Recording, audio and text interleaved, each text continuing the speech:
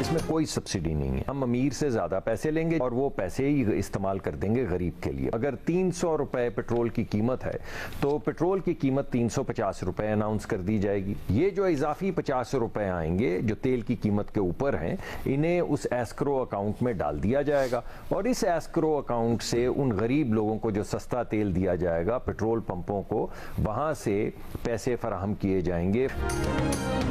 Motor cycle والوں اور 800 سی سی تک کی چھوٹی گاڑی والوں کو پیٹرول 100 روپے لیٹر سستا ملے گا. حکومت نے تیاری کر لی.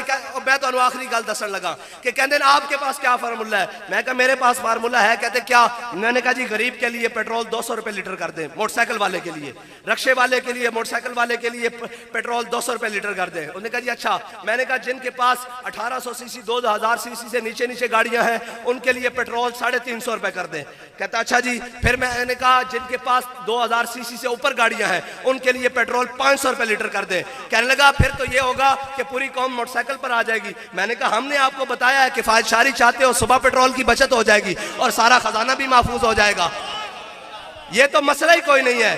ان کو موٹر سائیکلوں پر لانا, ان کو پیدل بھی لانا ہمارا کام ہے, اشرافیہ کو لانا. لیکن مجھے بتاؤ, کہتے ہیں آپ کو میڈیا نہیں دکھاتا. میں نے کہا جو میڈیا ملک ریاض کے اشتہاروں سے چلتا ہو وہ ہمیں کیسے دکھا سکتا ہے؟